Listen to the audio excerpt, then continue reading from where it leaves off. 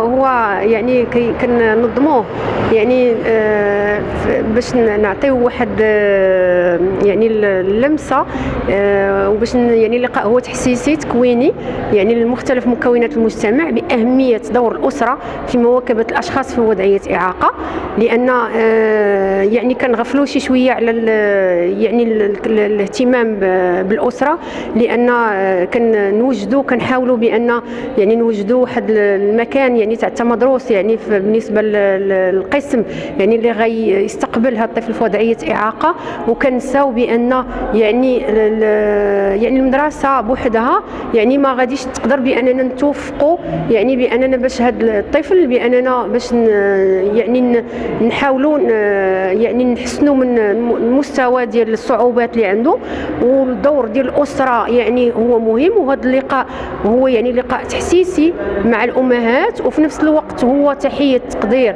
وإجلال يعني الدور الكبير اللي كتقوم به يعني الأمهات والآباء لمواكبة هاد الأطفال، لأنهم أطفال كيحتاجوا واحد المجهودات كبيرة، ويعني كيحتاجوا واحد الفريق متعدد التخصصات اللي كيطلب واحد المصاريف مالية يعني كبيرة يعني باش نقدوا نواكبوا هاد الطفل.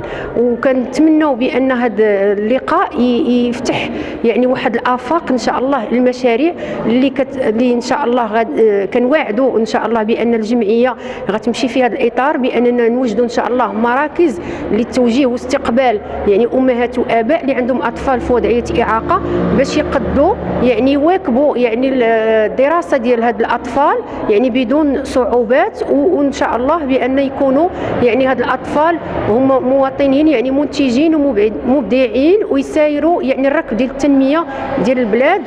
وفي نفس الإطار يعني هذا الشيء الاهتمام الكبير ديال جلالة الملك محمد السادس نصره الله واهتمامه بهذه الفئة كيعطينا احنا حافز وكيشجعنا بأننا إن شاء الله غادي نزيدوا نشتغلوا في هذا المجال. والجمعية عندنا يعني هي جمعية مختلفة على الجمعيات اللي كاينين في المغرب.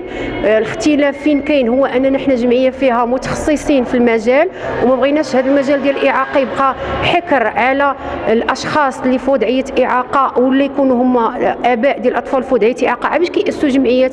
بغينا إن شاء الله يعني يكونوا جمعيات كتار في هذا المجال اللي يهتموا به يعني بمختلف مكونات المجتمع. هو مجال يعني ماشي حكر على الناس اللي خاص يكون عنده واحد طفل في وضعية إعاقة في المنزل باش ينوض يأسس جمعية. بغينا اهتمام كتير يعني بالشباب، وإن شاء الله يعني علاش لا بأن يكونوا جمعيات كتار يعني في هذا المجال باش اليد ليد يعني إن شاء الله باش نحسنوا يعني الوضعية ديال الطفل المعاق ونتغلبوا على ديك النظرة ديال الشفقة، لأنهم هم أشخاص مبدعين ومنتجين وخاصنا غير أننا نعطيهم الفرصة وهم قادرين بأنهم يواكبوا يعني المسيرة ديال التنمية ديال البلاد ديالنا. نحاس دكتور في علم النفس ou psychothérapeute à Paris, et puis maintenant depuis quelques années je suis à Casa au Maroc où je fais des allers-retours, et en même temps je suis prof universitaire à la faculté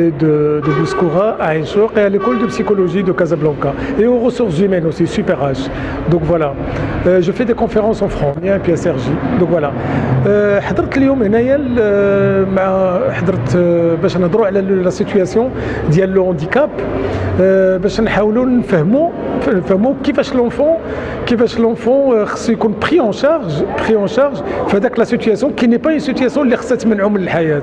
ان enfant qui est في la situation de le handicap, c'est un enfant qui doit vivre comme tout le monde parce que c'est un sujet humain, ce n'est pas un objet اللي خصنا نحطوه ونديروه هذا. دونك إلا بغينا نخدموا مع هذا l'enfant, il y a plusieurs dimensions pour travailler.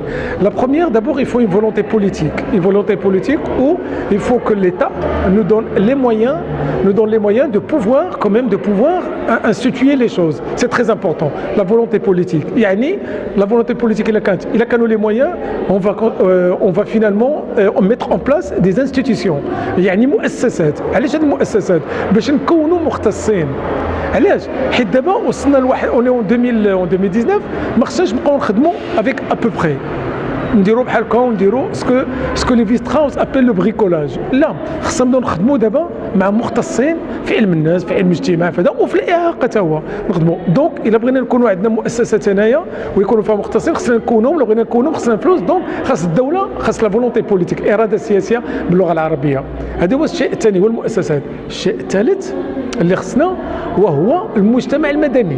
المجتمع المدني كاين، انا معاهم دابا، انا معاهم. المجتمع المدني كيحاول يعني لي زاسوسياسيون، يعني دونك كيحاولوا يديروا اللي تيقدروا عليه وتيديروا، ولكن خاص الدعم من الدوله. الحاجه الرابعه اللي مهمه بزاف وهو الدور ديال العائله، ديال لا فامي. لا فامي كومون لا فامي doit comprendre l'accompagnement de leur enfant qui est dans la situation de handicap. Parce que l'enfant qui pourra avoir une place dans la société, il faut d'abord qu'il arrive à avoir une place في la famille ديالو déjà.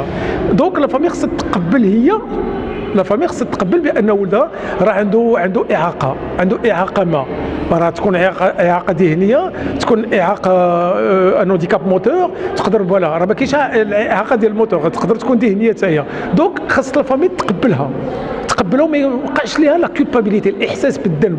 علاش انا عندي ان اونفون كوم سا؟ وعلاش اش كيوقع فاش كيجي ان اونفون كوم سا؟ تيقول لك اودي هذا قدر الله، وتيخليه محطوط في شي بلاصه، تيخلي ولده محطوط، ما تيخدمش معاه، ما تيخرجوش باش ما يحشمش به في الزنقه، ما كيديش لاسوسياسيون، ما كيديرش، تيقول لك اودي هذا قدر الله وما نديرش. وي قدر الله داكور، حنا في دوله اسلاميه قدر الله، ولكن حتى حاجه ما كتمنعوا بانه يهز ولده. انا كنهضر على الاب والام، الام والاب، راه الاسره راه ما فيهاش الام. سي فغي بان الام كتهز تقول هنا في المغرب بزاف، ولكن خاص الاب، وانا كنتوجه للاباء حتى هما خصهم يتحملوا ديك المسؤوليه، حيت الدري الى بارتيان ا سا مير، الى بارتيان سون بير اوسي. دونك قدر الله، ولكن هذا قدر الله نخدم به ونحاول وندير ونخرج ونمشي للمؤسسات ونقولها بالدارجه، نضرب على ذاك الدريري ولا هذيك البنيه باش يكون عنده بلاصتو في العائله، بعدا بلاصتو في العائله، عاد ابخي نمشي للمؤسسات. وفاش نمشي للمؤسسات ما ننساش ولدي، ما نقولش راه خليته في المؤسسه راه غيتعلم كل شيء، دونك فاش غيجي للدار ما ندير معاه والو، لا، غادي يمشي للمؤسسه، غادي يتعلم شي حوايج، وفاش غيجي الدار لي بارون راه ماشي يعطيوها ياكلوا ويشربوا ويغسلوا ولدهم ولا بنتهم، لا، خصنا نتعاملوا معاه، نلعبوا معاه، نهضروا معاه، نتمشاو معاه، نديروا معاه، حيت انسان سي با ان اوبجي، سي ان سوجي هيومان. دونك كنحاولوا نهضروا على هذه المساله اللي هي صعيبه في جميع الدول، في جميع الدول، دول العالم كلها كاين لو هانديكاب في جميع الدول، ولكن كاينه دول خدات لا فولونتي بوليتيك ديال بلادها، خدات في بعين الاعتبار هذه المسائل. دابا كنشوفوا في فرنسا، كنشوفوا دي تريزوميك، كيخدموا في الماكدونالد، كيخدموا في دي زونتربريز، كنشوفوهم كيمشيو يقراو، كنشوفوهم خدامين في لا اس اس اف، في الشومان دو فير، كانوا خدامين وكيحاولوا. كاين ميم ان ريستورون ا باري لي توني بار دي تريزوميك، عندهم الشاف ديالهم اللي انسان ما بين قوسين عادي، ما بين قوسين، مي لي زوت كلهم تريزوميك. علاش؟ باسكو الدوله سمحت لهم تكون عندهم اون بلاص في المجتمع. هذا الشيء راه وصلوا ليه لفرنسا ومازال باقيين كيخدموا باش نوصلوا لاشياء اخرى في لا سيتوياسيون ديال الهانديكاب. دونك كنحاولوا نعطيو اللي قدينا عليه بعدا في اون توكا في هاد لا كونفيرونس هذه، نحاولوا نشرحوا مسائل، ماشي باش نعطيو دروس. انا دكتور ما كنعطيش دروس، ولكن كنحاول جو بارطاج مون اكسبيريونس. انا ماشي مختصص في الهانديكاب، ولكن كتوصل بزاف في العائلات اللي عندهم ولدهم تريزوميك، عندهم ولدهم اوتيست، يعني لوتيزم، التوحد، فوالا التوحد. كنحاول نخدم معاهم حيت العائله حتى هي كتكون شويه عندها ان بروبليم ديال ميم بارفوا بروبليم ديال لاكومبانيمون ديال لونفون، ميم لو بروبليم دون لا فامي، حيت يوقع داك الاحساس بالذنب. راه قلتها قبيله، راه يقدر يوقع مشكل ميم دون لو كوبل، علاش انت قلت لك دير هذا وهذا، توقع مشكل مع لي زونفون اللي ماشي في لا سيتوياسيون ديال الهانديكاب، اللي كيكونوا خوت هذوك لي زونفون، حتى هما كيفاش خصنا نتعاملوا معاهم. حتى هو لا راه خوك هذا راه مختلف علينا، ماشي مريض ولا راه ماشي عادي، جيست مختلف علينا وحنا مختلفين عليه. دونك ميم افيك لي زونفون c'est-à-dire les frères et les sœurs ديال لي زونفون qui sont en situation de handicap، خصنا حتى هما كيفاش نتعاملوا معاهم باش حتى هما يتقبلوا ويبورت هذيك لا سيتوياسيون دو الهانديكاب. اليوم حنايا حضرنا الحمد لله باش نشاركوا في هاد الندوه اللي كتخص الاطفال ذوي الاحتياجات الخاصه، وهذا شرف لينا كبير لاننا استطعنا باش نوصلوا واحد الرساله لهذوك الامهات، باش نعرفوهم على الطريقه ديال التواصل ديال الاباء وديال الاسره لهاد الاطفال ذوي الاحتياجات الخاصه.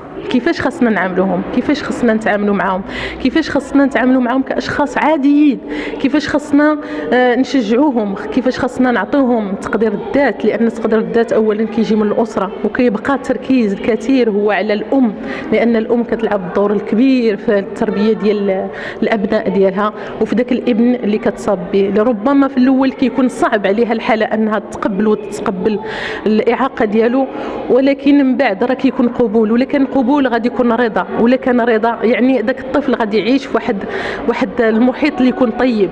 والام تيبقى الدور ديالها انها هي اللي خاصها تقوم بتشجيع ديك الطفل، وباش تخليه ان تقول له بان راك انت انسان عادي، وبان كيف الناس الاخرين استطاعوا يوصلوا لواحد المستوى عالي لا في الدراسه ولا في اي، لان الاعاقه راه هي مختلفه بزاف. كاين الاعاقه الحركيه، الاعاقه الحسيه، الاعاقه الذهنيه، الاعاقه العقليه، واللي صعيبه بزاف هي العقليه. ولكن الا كانت الحركيه تنظن ولا الحسيه اللي فيها فاقد البصر او الصم والبكم، تنظن بان هاد الناس راه يستطيعوا باش يوصلوا لشي حوايج اللي انسان عادي ما قدرش يوصل له. راح نعطينا امثله ديال الناس اللي من علماء وفيزيائيين وموسيقار مثلا كبيتهوفن وطه حسين، والناس اللي تصابوا بالاعاقه وقدروا باش يتجاوزوها وقدروا انهم يوصلوا لواحد النتيجه جد مهمه. هنا تبقى الدور ديال الحكومه، الدور ديال الدوله، انها خاصها تساعد هاد الناس مازال محتاجين اللي يوقف معهم، محتاجين المسانده، محتاجين التوعيه. خاص الجمعيات يقوموا بالدور ديالهم، خاص الجمعيات يمشيو لدار الشباب، يمشيو يجمعوا دوك الامهات. راه ماشي غير هاد البلاصه هنا في انفر، خاص كازا كلها والمغرب كامل. الناس راه متعطشين. انا كنعطي دروس للامهات في التربيه ديال الابناء، لا حول ولا قوه الا بالله، تلقاهم محتاجين متعطشين، ما عارفينش كيفاش يربيو الابناء ديالهم. انا تهضر على الابناء العاديين، عاد مع الساك الابناء اللي كيعانيو من واحد الاعاقه. اذا هنايا تيبقى الدور حتى ديال الجمعيه، ولكن بالاخص تيبقى والدور ديال المدرسه ما نشوهش حتى هو، لان الدور حتى هو مهم. وتتبقى الاسره هي اهم حلقه، وتنأكد عليها اهم حلقه في المساعده وفي التربيه وفي التنشئه وفي نجاح ذلك الطفل ذوي الاحتياجات الخاصه.